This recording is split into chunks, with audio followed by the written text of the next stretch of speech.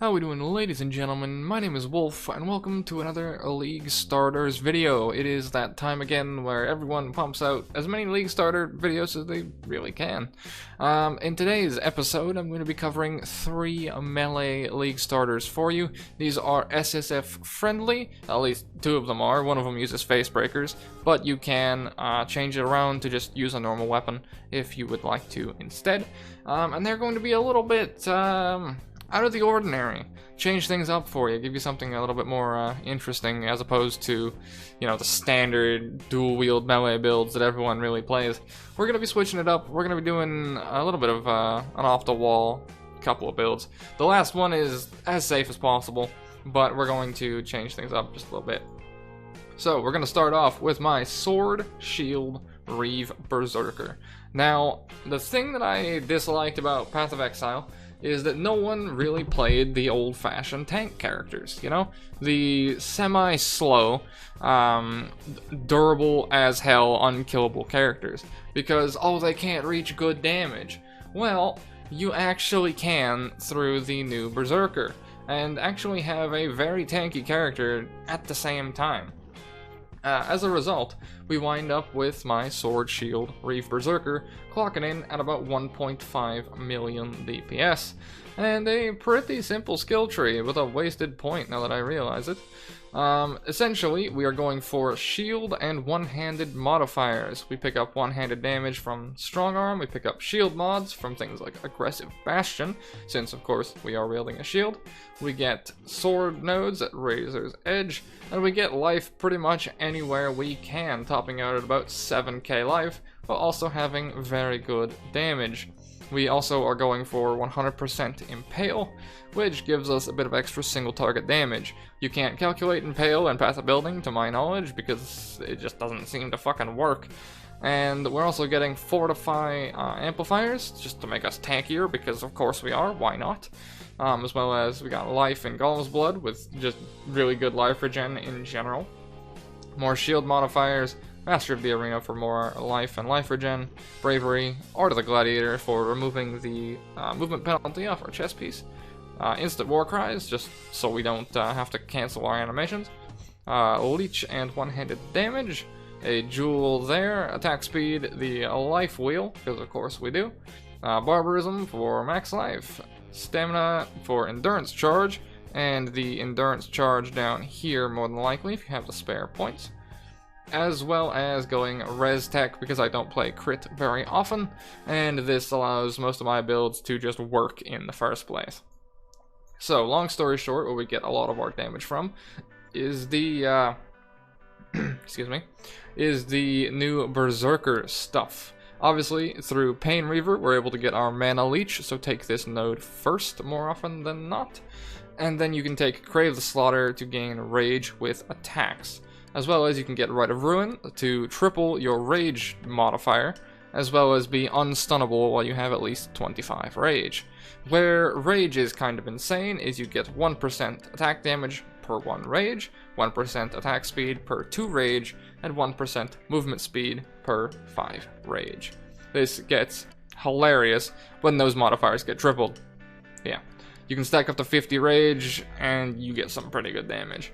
An Aspect of Carnage gives you even more damage, with a side effect of increased damage taken, but we are tanky enough that it's not an issue. So, that is the skill tree. To showcase the skills we're rolling with, we're running Reeve / Vol Reeve. I would just run Vol Reeve personally. With Brutality, Melee Fizz, Fortify, so Fortify's up 24/7, Pulverize, and Conk Effect, because Pulverize gives us extra AoE while also giving us a ton of more damage, Conk Effect being the best multiplier in the game, and Brutality because we don't really have any elemental mods, so might as well run it for the best damage results possible. Blood and Sand, cast when Immortal Call, which will basically make us immune to physical damage when it goes off, because we're sitting at 4 or 5 endurance charges, depending if you decide to take the node down here. This means we're basically physical damage immune on top of a lot of HP and very decent block chance already. we're basically stacking survivability. So for any of you who want to play hardcore for the first time this league, since there's obviously the hardcore kill challenge, maybe take this for a spin. I don't know if it can take on the end boss, but you'll definitely live long enough, that's for sure. We have Vol Ancestral War Chief with Blood Rage and Berserk for single target if need be. Pop this on the boss and just lay into him with Vol Ancestral War Chief up. You can put Culling Strike in here as well for the War Chief if you'd like to. Then we have Leap Slam with Enduring Cry in here. Enduring Cry is going to be how we generate most of our endurance charges, as well as get extra life regen. We have Instant War Cries, so it's not really an issue dealing with that. Then we have Cast When Stone Golem for 100 free life regeneration, because why not? Punishment Blasphemy for bonus damage, as well as increased attack speed on melee hit, and more melee physical. Obviously we're in the fray, so blaspheming our curse is fantastic. And we're running an Enlighten with Flesh and Stone in here as well. We're in Blood Stance most times. You can go Sand if you want more AoE, but I just normally leave it in Blood. And then we have a Double Guard because I'm fucking retarded, and Dread Banner. So we're gonna cut that, and Dread Banner tops out our Impale chance. Items wise, we have a rather simple and effective sword, a shield with good life and good armor, and decent block chance, and we have a helmet with reave damage because if you can manage to top it out, might as well. And then life and res basically on every piece.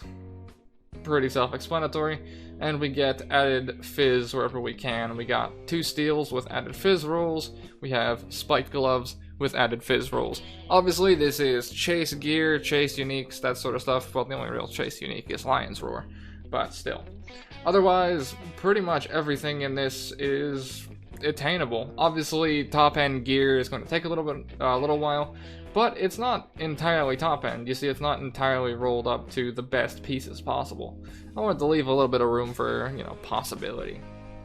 But I can quite easily achieve all of this in solo self-found myself, so I'm more than sure you guys can, because some of you play more than I do, and I play a decent amount. Jewels, we run any form of damage, global fizz, attack speed, life percent. We're generally going for life percent like first, combined with any sort of damage modifier. Attack speed is fantastic in that regard. And that is pretty much my Sword Shield Berserker. I have played it in hardcore, had a very good time with it, just chugging along, had no issues, didn't die at all, and lost the character to a disconnect. So, yeah, I would have played it more, but obviously, died to disconnect and fucking lost the damn thing. Up next, we have my Blades. Words are fucking hard. Bladestorm Bleed Berserker. That one's always a mouthful and kind of awkward to say. This is a character that I've played very recently, actually, and had a fantastic time with. Now, it's not exactly the world's best bosser, and it's definitely a little bit out there in terms of concept, I suppose, because not a lot of people play bleed melee builds anymore, and for good reason. Bleed suits ranged a lot better than it does melee, but I decided, you know, let's make something a little bit off the wall. And Bladestorm looked really cool, it had bleed effects on it, and I was like, you know, let's just go for it. So it turned out it actually worked pretty well. It had good clear, and yeah, worked really well in tandem with Berserker. You would probably get more mileage going Duelist and picking up Gratuitous Violence to make bleeding enemies you explode. Fuck, words are really hard, man. Bleeding enemies you kill explode, dealing 10% of their maximum life as physical damage. I was hoping to get Hemophilias to drop, but they never did, so it kinda sucks, SSF life. But if you're in Trade League, you can pick up Hemophilias to give you this exact same modifier. Trade out whatever gloves you're wearing for Hemos instead, and you'll basically detonate the entire screen. It's pretty damn good. So, skill tree wise, I went for Res Tech first. I actually took these 3 and 4 nodes, and then took Res Tech, went all the way around, and then took them out. We go axes, and we go for basically anything that says damage with ailments from attack skills while wielding an axe. Bleeding damage you inflict deals damage 15% faster. Pick up every axe node, as well as Slaughter for free onslaught. This is one of the best nodes. And then just use axes, really. Red Storm for bleed. We have Bloodletting for more bleed. We have splitting strikes for damage, and we have two-handed nodes down at Wrecking Ball and Executioner. Have a decent amount of life, more life there, instant war cries, life up here, attack speed, 1 point jewel, and more two-handed damage. Pretty simple skill tree, pretty effective, as well as we have 100% Impale as well from Forceful Skewering, and the other Impale node down over here. And then we go for Berserker. We pick up Pain Reaver first, then we go Crave the Slaughter for as much damage as possible, then pick up Rite of Ruin, and finally finish off with Aspect of Carnage to multiply our damage very, very nicely. Moving into skills, we're running Bladestorm with Melee Fizz, Ruthless, Chance to Bleed, Brutality, and Deadly Ailments. Fortify actually gives you more damage with ailments here, but I get Fortify through my Leap Slam normally, even though it's not in this setup. The way I played it on the character was I optimized it for Leap Slam to Fortify, because funnily enough, with this build, Leap Slam did so much damage it could kill trash in red maps. It's pretty good because the Leap Slam hits, then deals bleed damage, and everything falls over. Is really good, really good. So, in the next setups, we have Blood and Sand with an Immortal Call cast when damage taken. We have endurance charges from Enduring Cry and the Instant War Cries that I talked about previously. So as a result, we have soft physical immunity. We have like 45% physical damage reduction going off pretty regularly. You can also run Steel Skin if you want to, or Molten Shell. I found Molten Shell to be pretty decent as well. Then we have Vol Warchief, Blood Rage, and Berserk. You'll turn Berserk on, feel free. I didn't really use it personally, but if you want to, it's there. Then we have Cast When Stone Golem for life. Leap Slam, normally linked to Fortify, and Endurance Charge on melee stun, if you really want to take that route as well. And the Enduring Cry for the charges, obviously. Flesh and Stone with Blasphemy Vulnerability. If you wanted to take a very funny route, what you could go is all the way up here and pick up Whispers of Doom, or thanks to Blight League, anoint Whispers of Doom, and then run double curses. I don't remember what the other one is, I believe it's Punishment, but I wasn't really able to do Blight content with this build. It didn't work all that well, so live and learn. Then we have Dread Banner and a overlapped guard skill because I'm a fucking idiot. Dread Banner tops out our Impale chance, and that's pretty much the skills. On to itemization. We have a pretty shitty axe in here, just to showcase its damage. If you wanted to play in Trade League, put on a Disfavor, just call it a day. There is a Corroded Fossil craft that you can get that works really well for this build. You can manage a Elder Vol Axe, although getting an Elder thing is going to get a lot harder in the coming league. But thanks to Delve and the Delve Fossils, there's a mod that says 60% chance for your bleeds inflicted with this weapon to deal 100% more damage, which is insane considering how bleed works. It takes the highest bleed possible and does its damage. It can't be replaced by a lower bleed. So say you hit the top modifier from the Axe mod combined with Ruthless, which also gives you bleed multiplier and more melee damage, and you get some pretty insane top end bleeds. I wasn't able to craft it myself, but if I sat down and farmed for like a day, day and a half, I could probably wind up with a decent weapon in regards to that. Then everything else is just kind of throwaway gear, life, res, pretty much everywhere. Fizz to attacks on the gloves with the spiked gloves, and Fizz to attacks on both rings. Basic leather belt. Lion's Roar for top end damage if you're looking for that. Obviously, bleed damage is a little bit weird to scale, but pretty much get bleed in the skill tree and it scales off of your initial physical hit, so just build a big weapon. It's basically the way most Fizz builds work, is just build a gigantic weapon, or buy a Disfavor, and you're probably going to be fine. One thing about Bladestorm before I end off this segment and this character, it doesn't scale up with weapon range. It only scales with AoE. That was a weird one to learn, but anything that says plus weapon range is not really worth it. Take AoE over it instead. And to round us off with the final build, let me find it here. we are going to be going for a Facebreaker Chieftain. I would very much so love to recommend my War Chief Berserker, but that build isn't possible anymore. You may be seeing some gameplay of it in the background. It is one of my favorite builds, and I absolutely adore playing War Chief. The only thing is that it's not really the best for SSF, provided you can't find Facebreakers.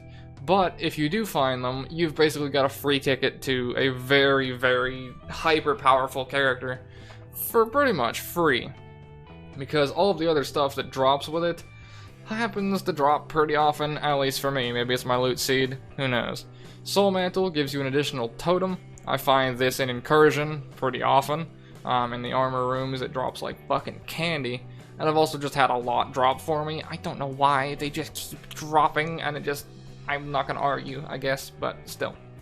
Dyed Bell is a helmet that I've grown to hate, using it on other builds, but on this build it works exceptionally well for added fizz to attacks. The way Facebreakers works, if you aren't aware, is you get more unarmed physical damage. More is a multiplier. So obviously we want an added base for it to multiply off of. So we go for double steel rings, blood grip, dyed bellow, a shield with +1 totems from Shaper. Isn't going to be as achievable in Conquerors of the Atlas, but should still be manageable if you want to really try for it. And then we run Meganords for added fizz to attacks. If you can't run the Tower Shield, you can also run Great One's Ward for more physical damage to attacks. Obviously, it's a damage boost to have more totems, but if we can't manage that because of the way they changed all the influences, then Great Old One's Ward works just fine as well. The only problem with this build is res capping is kind of a bitch. As a result, you may want to path through Diamond Skin, and we do here. You can also go Alira if you really feel like you're going to have a lot of problems.